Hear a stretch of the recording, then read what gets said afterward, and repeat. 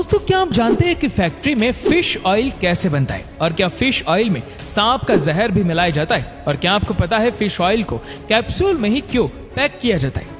दोस्तों, fish oil बनाने की शुरुआत होती है मछुआरों से। सबसे पहले मछुआरे यानी कि फिशरमैन मछलियां पकड़ते हैं। अब इन मछुआरों से फिश ऑयल बनाने वाली कंपनियां इन मछलियों को खरीद लेती है। लेकिन ऐसा नहीं है कि इसके लिए हर तरह की मछलियां खरीद ली जाती है, बल्कि फिश ऑयल के लिए कुछ चुनिंदा मछलियों को ही काम में लिया जाता है, जिनमें हैरिंग, ट्यूना, मैकेरेल और एंकुएस जैसी मछलियां शामिल है। अब इन मछलियों को दोस्तों बड़े बड़े ट्रक्स में लोड करके फैक्ट्रियों तक पहुंचाया जाता है। इसके बाद यहाँ फैक्ट्रियों का बाकी सामान अनलोड होता है। वहीं इन मछलियों को भी अनलोड कर दिया जाता है।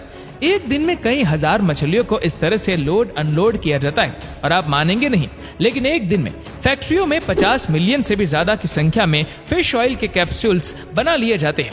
मछलियों को अनलोड करने के बाद में उन्हें अच्छे से वॉश किया जाता है। कम से कम 2 से 3 बार साफ पानी से वॉश करने के बाद इन मछलियों को 90 से 95 के टेम्परेचर पर 15 से 20 मिनट तक गर्म करने के लिए छोड़ दिया जाता है। उबलने के बाद सभी मछलियां पहले से ज्यादा सॉफ्ट हो जाती है और काफी हद तक उनकी स्मेल भी कम हो जाती है। इसके बाद इन मछलियों को ले जाया जाता है स्क्रू प्रेस मशीन की तरफ। ये मशीन अब इन मछलियों का कचुम्बर बनाने वाली है। मतलब मछलियों को इस मशीन में डाल दिया जाएगा, जो इन्हें पीस कर मलबे में तब्दील कर देगी। इससे होगा ये कि जब मशीन मछलियों पर दबाव बनाएगी तो उनका पानी जो है वो अलग हो जाएगा और बचा कुछ आइटम, जिसे एक तरह का केक कहा जाता है, वह अलग हो जाएगा। पानी अलग दिशा में जाएगा। वहीं इस केक को एक गलत सेक्शन में निकाल दिया जाता है। यहाँ से दोस्तों इस केक को फैक्ट्री के ड्राई आउट सेक्शन में भेजा जाएगा।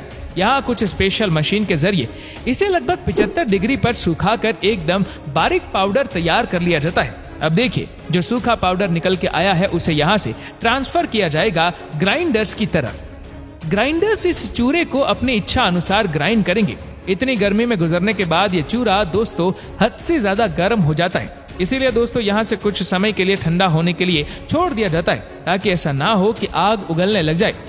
फिर कुछ देर के बाद ही उस कंडीशन में आ जाता है कि अब इसे आगे की प्रोसेसिंग के लिए काम में लिया जा सकता है। इसीलिए ठंडा करने के बाद इस पाउडर को भेजा जाता है सेक्रेटेशन सेक्शन में। ये सेक्शन दोस्तों सबसे इंपॉर्टेंट रोल प्ले करता है, क्योंकि यहाँ इस पाउडर में से जरूरी और गैर जरूरी पार्टिकल्स को अलग अलग कर दिया जाता है। यहाँ से गैर जरूरी पार्टिकल्स को तो रवाना कर दिया जाता है और जो जरूरी पार्टिकल्स होते हैं उनकी क्वालिटी को चेक किया जाता है कि वह यूज करने लायक तो है ना। इस क्वालिटी को दोस्तों ऐसा नहीं कि कोई भी चेक कर ले, बल्कि जैसे किसी कंपनी का भरोसेमंद मुनीम जी को नोट गिनने का जिम्मा दिया जाता है, वैसे ही दोस्तों यहाँ भी कंपनी के सबसे एक्सपीरियंस्ड बंदे को ये काम सौंपा जाता है, ताकि काम में किसी भी तरह की कोई भी कमी ना रह जाए। ऐसा देखिए इसलिए भी किया जाता है क्योंकि डॉक्टर लोगों को कई प्रॉब्लम्स में फिश ऑयल सजेस्ट करते हैं कि भाई आप फिश ऑयल का यूज कीजिए। अगर कोई भी कमी रह गई है तो सिर्फ कुछ चुनिंदा लोग ही नहीं बल्कि आम जन भी इससे बहुत हद तक प्रभावित होंगे। इसीलिए कमी चाहे बड़ी हो या फिर छोटी हो, उस कमी को दूर करने में ही मैन्युफैक्चरर कंपनीज भरोसा करती है। अब बात कर लेते हैं दोस्तों उस लिक्विड की जो पाउडर से पहले ही अलग कर लिया गया था कचुम्बर बनाते समय। जी हाँ, ये लिक्विड अब कुछ ऐसा दिखाई देता है। आप देख सकते हैं कितना गंदा है यार। ये इसलिए सबसे पहले भेजा जाएगा भाई फिल्टर मशीन की तरफ। यहाँ से अच्छी तरह से ये फिल्टर होगा और जो कचरा है वह सब निकल जाएगा। फिल्टर होने के बाद ये लिक्विड जाएगा एक गर्म टैंक की तरफ। उसके बाद बढ़ेगा सेंट्रीफ्यूज टैंक की तरफ। इस टैंक के जरिए दोस्तों लिक्विड में से प्रोटीन, वाटर और ऑयल को अलग अलग किया जाएगा। अब जो प्रोटीन वाटर बाहर निकल कर आया है उसकी कुछ अलग अलग एंजाइम्स के साथ ट्रीट किया जाएगा। इसके बाद ये ऑयल जाएगा वेपराइजर की तरफ, जो कि पूरी तरह से कंप्यूटराइज्ड होता है। वो क्या है ना भाई, इंसान एक एक झपकी मार लेता है, लेकिन कंप्यूटर को भाई सोने का ऑप्शन ही नहीं दिया गया है। खैर दोस्तों, यहाँ से हमारे पास सॉलिपर पेस्ट बचता है। इस पेस्ट में लगभग 35 से 44% का प्रोटीन होता है। यहाँ तक लगभग पूरा प्रोसेस हो चुका है। बस अब बाकी है तो आपके घरों तक पहुँचने वाले कैप्सूल का काम। उसके लिए इस पेस्ट को कैप्सुलेशन एरिया की तरफ भगा दिया जाता है। इस एरिया में होता यह है कि जेल की मदद से इन कैप्सूल्स को तैयार कर लिया जाता है। बाद में इन कैप्सूल्स को एक खास तरह के लिक्विड से नहला दिया जाता है। दोस्तों, अपने शुरुआती दौर में ये कैप्सूल किसी बच्चे की तरह मासूम और सॉफ्ट होते, लेकिन बढ़ती उम्र के साथ साथ जैसे जैसे सख्त होते जाते हैं वैसे वैसे इन कैप्सूल से भी ऑयल की जो परत है वह हटती जाती है और ये भी हार्ड होते चले जाते हैं।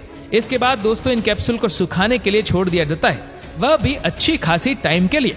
सूखने के बाद मशीन की मदद से इन कैप्सूल की क्वांटिटी और क्वालिटी दोनों ही चेक की जाती है।